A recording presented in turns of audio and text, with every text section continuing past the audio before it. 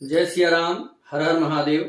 आप सभी दर्शकों का स्वागत हमारे YouTube चैनल सितारे आपके नाम में।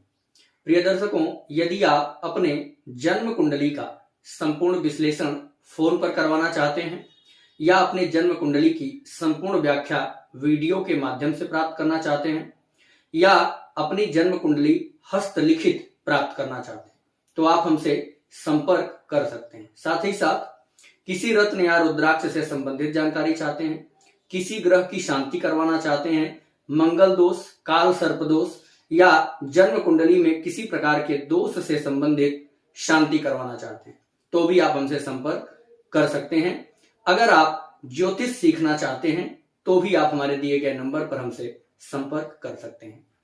साथ ही साथ चैनल को हमारे शेयर सब्सक्राइब जरूर करिए, क्योंकि इसी प्रकार की रोचक जानकारी आपको प्रतिदिन हमारे YouTube चैनल से मिलती रहेगी। आप हमें जहां से भी देख पा रहे होंगे, कमेंट बॉक्स में अपना नाम, अपना पता हमें जरूर बताइएगा। जय श्री दर्शकों, आज हम आपको एक बेहद महत्वपूर्ण जानकारी देने के लिए उपस्थित हैं। आज जन्म कुंडली में महाधनी योग बताने जा रहा हूं। 10 सूत्र मैं आपको ऐसा देने वाला हूं, यदि यह सूत्र आपके कुंडली में मिलता है तो महाधनी योग बना देता है। ऐसा जातक अपने जीवन काल में एक बार जरूर ऐसा समय आएगा जब आप महाधनी बनेंगे। तो जैसे ये जन्म कुंडली आपको सामने दिख रही है, इसी प्रकार से आप अपना चार्ट ओपन कर लीजिए और वहां देखिए हम जो सूत्र बता रहे हैं, यह सूत्र आप अपने जन्म पत्रिका पर लगा सकते हैं। रिक्वेस्ट हमारी आपसे केवल यही है, अगर देख रहे हैं वीडियो तो सब्सक्राइब जरूर कर दें। अगर आप हमारे पुराने सब्सक्राइबर हैं तो शेयर कर दें प्लीज। इतना तो आप हमारे लिए कर सकते हैं।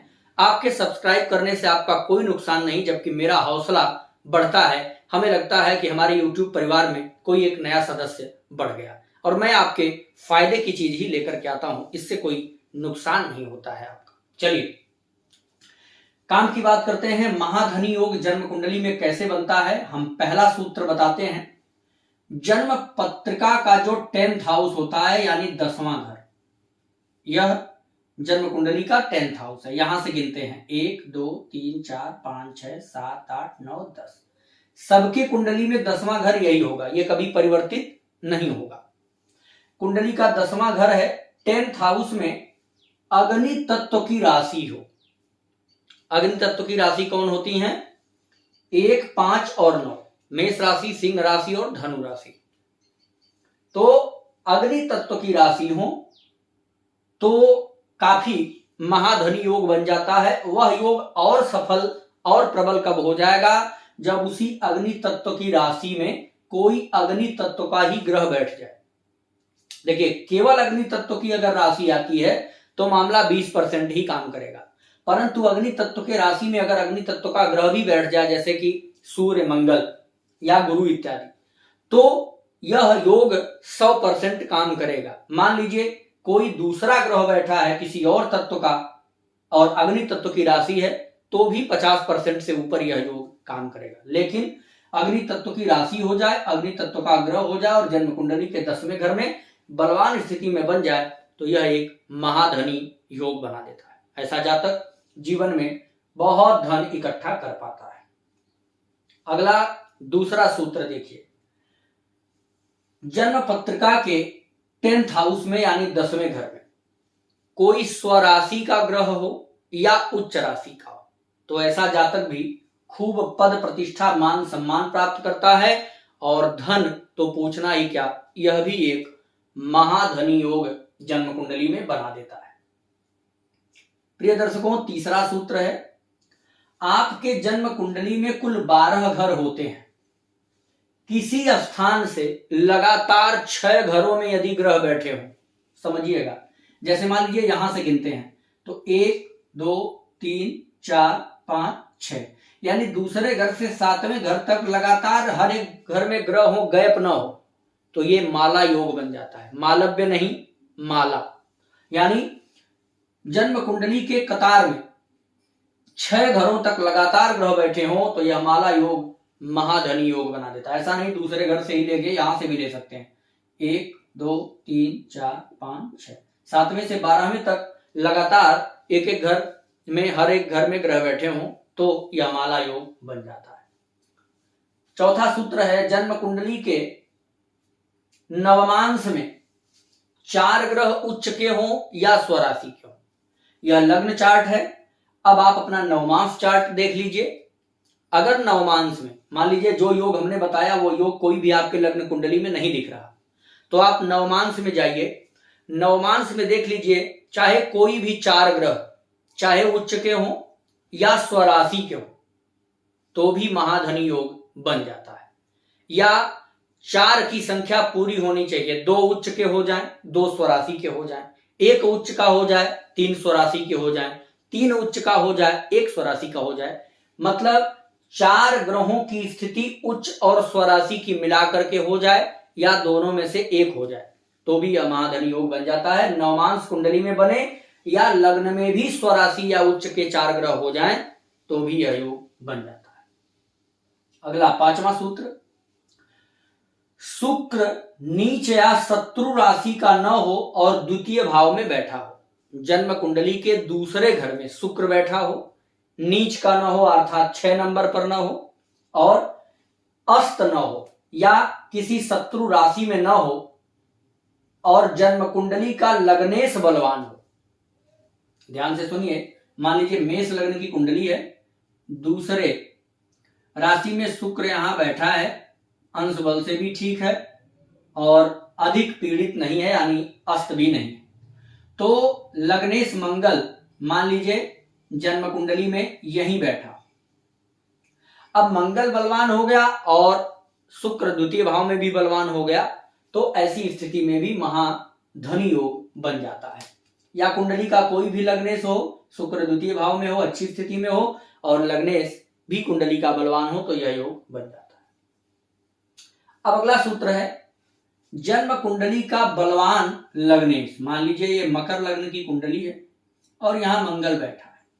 जन्म कुंडली का बलवान लग्नेश, तो यहां लग्नेश बलवान हो गया क्योंकि उच्च का हो गया, और चंद्रमा को देखे, मान लीजिए चंद्रमा यहां चतुर्थ भाव में बैठा। अब मंगल की चौथी दृष्टि चंद्रमा पर पड़ गई, या यहां कोई भी लग्नेश होता वह बलवान हो और चंद्रमा को देख रहा हो, तो भी महाधनी योग बन जाता है। अगला सूत्र, बलवान शुक्र जन्म कुंडली के द्वादश भाव में या एकादश भाव में बैठा हो।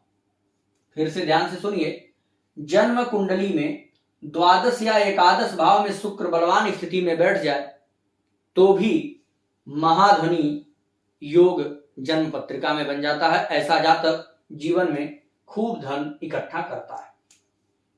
अगला सूत्र देखिए, कोई ग्रह नीच का हो, उसका राशिपति केंद्र में हो। अब ध्यान से सुनिए, कोई भी ग्रह जन्म कुंडली में नीच का हो जाए। चलिए मान लीजिए चंद्रमा यहां 8 नंबर के साथ बैठे हैं, यानी चंद्रमा नीच का हो गया, और ये कहां नीच का है? केंद्र में नीच का है। मान लीजिए ये कहीं और नीच का हो जाए, चलिए यहां नीच का हो जाता है तृतीय भाव में। चंद्रमा 8 नंबर के साथ तीसरे घर में नीच का है, पर जिस राशि में बैठा उसका राशि स्वामी मंगल हो गया। अब ये मंगल कहां बैठ जाए? एक तो लग्न से केंद्र में हो जाए, यहां बैठ जाए, या फिर चंद्रमा और लग्न दोनों से केंद्र में हो जाए। तो कैसे योग बनेगा? 1 2 3 4 5 6 7, अर्थात चंद्रमा से 1 4 7 10 में हो। मान लीजिए